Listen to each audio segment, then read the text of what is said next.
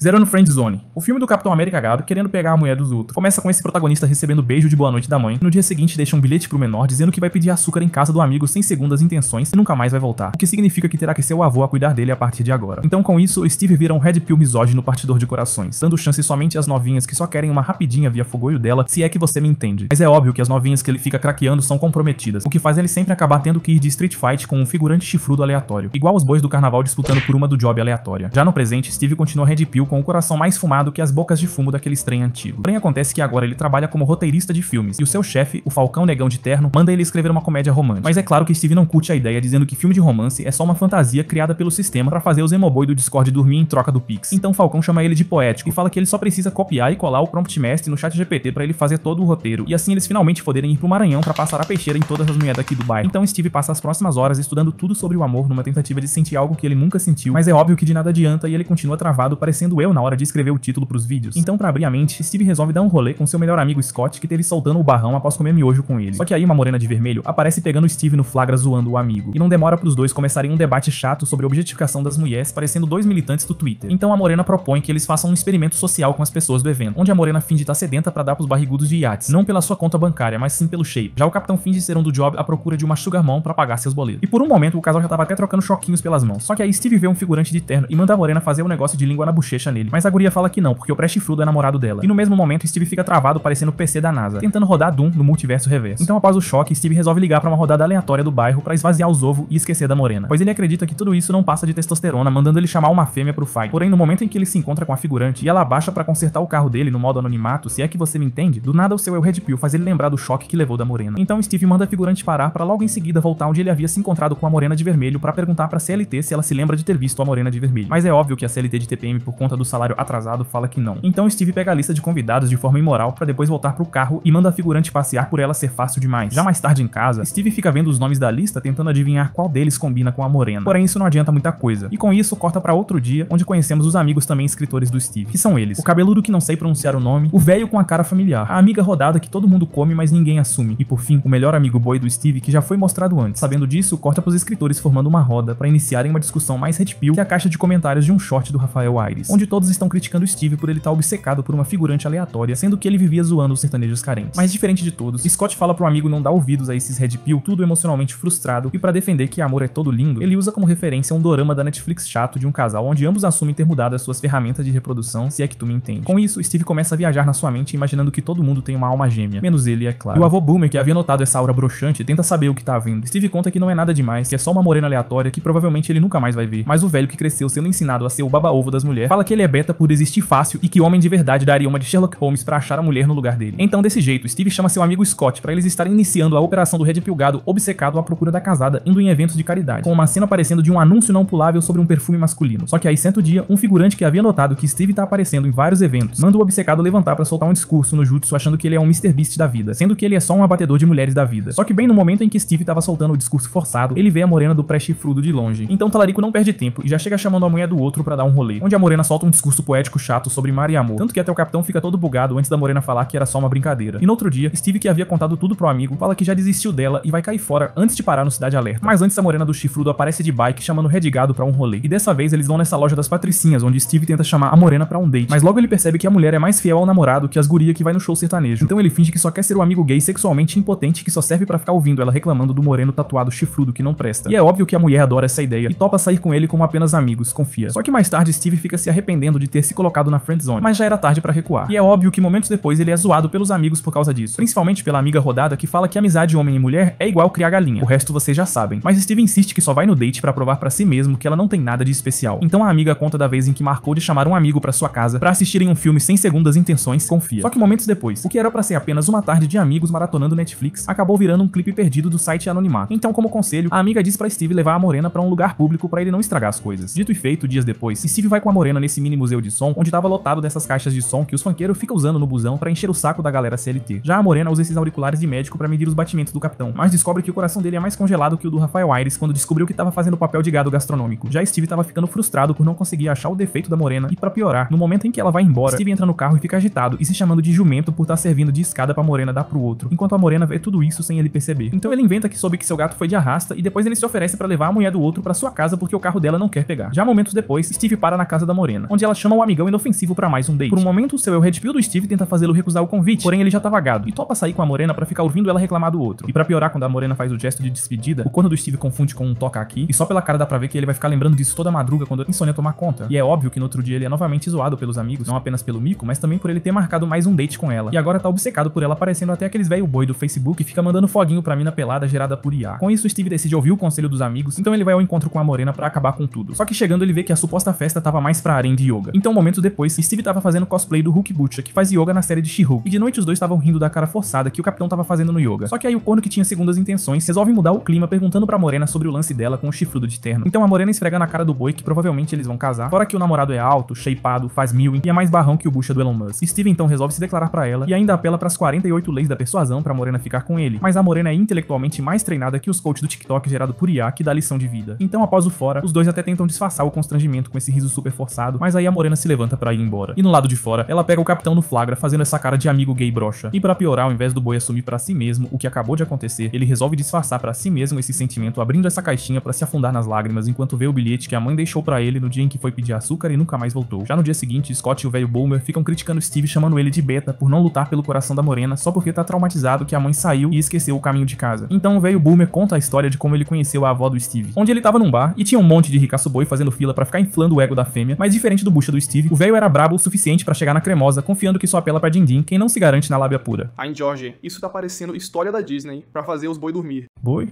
Não foda, moleque. Isso é história de caba macho de verdade. Pois a verdade é que no dia seguinte, enquanto embarcava, o velho Sigma recebeu uma carta da cremosa lamentando que eles nunca mais poderão se ver, pois ela vai casar em 3 dias. E pra piorar, no mesmo momento, uma frota de submarino dos nazistas apareceu pra destruir o navio. Então o velho usou sua pistola pra botar os figurantes de cartoon pra mamar. E depois ele começou sua busca pela Morena nadando nesse oceano lotado de tubarões, pra depois escalar o Monte Everest com faca de manteiga. E de seguida, ele cavalgou pelo deserto do Saara num sol das 13. Tudo só pra chegar no meio do casamento e dar um pau no noivo chifrudo e ainda pegar a mulher dele na frente de todos. Então após o flashback, o velho fala que as mulheres adoram ser disputada e que o homem deve fazer de tudo pra agradá-la em troca da sua simples existência, mesmo que isso signifique morrer no lugar dela. E antes de vir encher os ovos do velho nos comentários, considere que ele é um boomer, e naquela época não havia sertanejo talarico pegando a mulher dos outros no show ao vivo. Então mais tarde, Steve fica pensando com seu eu Red Pill se vale mesmo a pena ficar disputando pelo coração da Morena, correndo risco de cidade alerta. Mas ele já tava no limbo da gadice, e vai até a casa da cremosa chamar ela pra um date noturno só de amigos, confia. E a Morena, mesmo sabendo que o amigo dele basicamente enxerga ela, igual o tubarão vendo atum, topa sair com ele. Então momentos depois, os dois ficam falando sobre os barcos que pertencem aos turistas ricaços. Só que aí Steve pergunta pra Morena o lugar onde ela iria caso fosse dona de um dos barcos. A Morena fala que gostaria de ir pra Costa Rica por ser uma cidade que não dorme e tá cheia de frutas exóticas. Então Steve leva ela até essa Costa Rica versão beta em forma de supermercado, onde ele já chega tapando o cereal que traumatizou sua infância. A Morena até procura saber do rancor que ele tem com o cereal, mas o seu eu Red Pill misógino não deixa. Então ela conta sua história triste de infância chata que nem vou aqui resumir por motivos que já expliquei no outro vídeo. Por isso, Steve taca o dane-se e mete um beijo impulsivamente apaixonado nela. E sorte dele do filme se passar em 2014, onde ainda não existia esse negócio de assédio ou não assédio. Já no dia seguinte, os amigos dele tá confuso tentando entender por que ele não passou a peixeira na Morena proibida, mas Steve fala que o beijo que ele deu nela não tinha nada a ver com sapecagem. Então o amigo velho fala que agora ele transformou ela no misterioso fruto proibido, e se ele não craquear o chibio dela, ela irá assombrá-lo pela vida inteira. E pra retratar isso melhor, o velho conta a história do servo boi que era apaixonado pela amiga donzela, mas é óbvio que ele não tinha coragem de chegar nela, e ela casou com outro. Então o servo resolveu virar Red Pill com o coração mais vazio que as bolas do saco de um viciado no site do anonimato. E pra preencher esse vazio, ele decidiu virar um monge que usa os produtos da manual em busca da verdade. E após décadas estando no NoFap Mode, sincronizado com o desapego ao materialismo, o monge abriu a boca pra falar as primeiras palavras que, para a surpresa de todos, era o nome dela. Já outro amigo conta outra história que na verdade é a mesma, só que com um final alternativo, onde o Red Pill, além de virar monge, resolve virar um Elon Musk da vida e colonizar aquele planeta gasoso vermelho que esqueci o nome. Acho que é Saturno, sei lá, foda-se. Então mais tarde, Steve fica vendo um documentário da Globo falando sobre as xericas da Amazônia que estão indo de Vasco, enquanto ele fica se sufocando pensando em como irá craquear a xereca da mulher do chifrudo. Mas aí ele recebe uma ligação da Morena dizendo querer falar com ele. Com isso, corta pra um restaurante onde a Morena fala que o beijo deles foi um erro e agora ela não para de se culpar por isso. Então, pra ajudar a Morena a relaxar, Steve explica que, segundo a neurociência, atividades íntimas liberam endorfina e reduzem o estresse. Agora adivinha qual atividade ele sugere praticar a dois?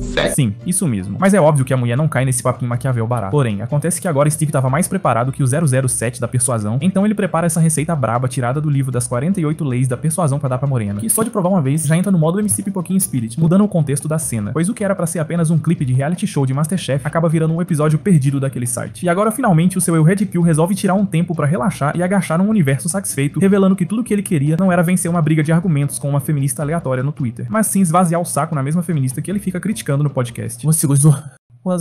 Maneiro.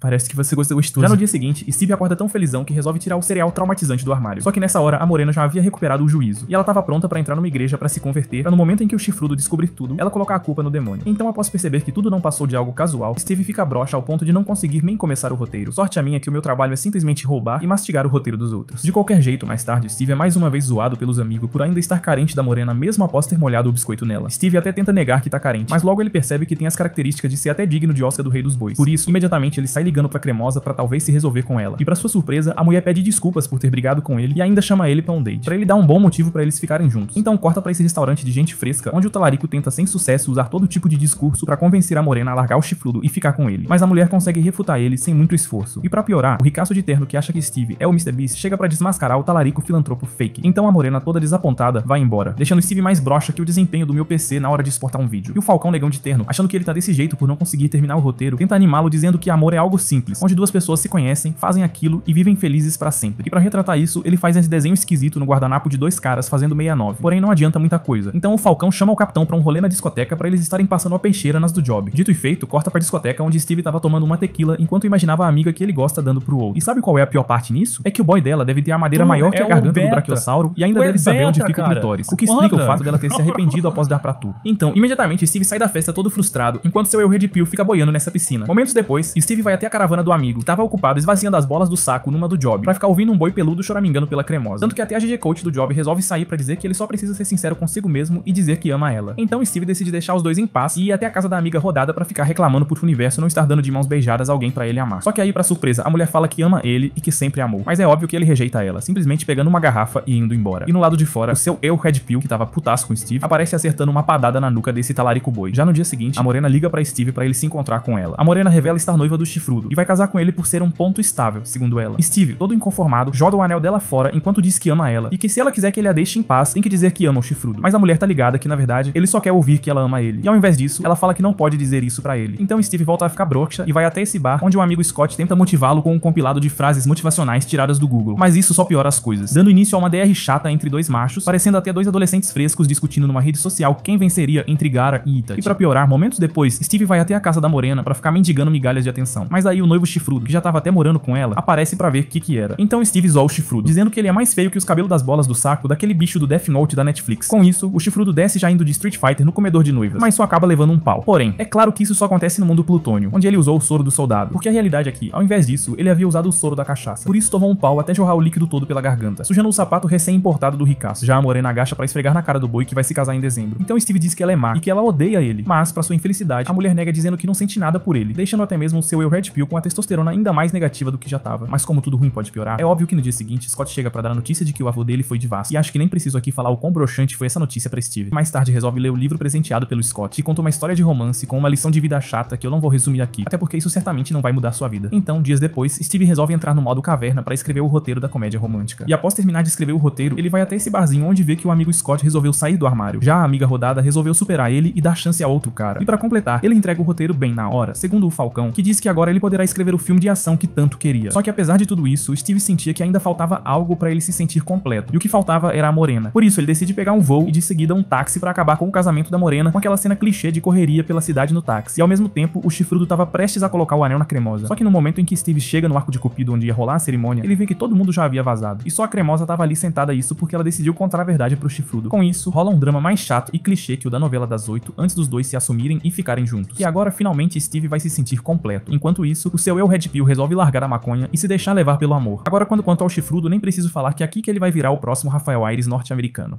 Fim.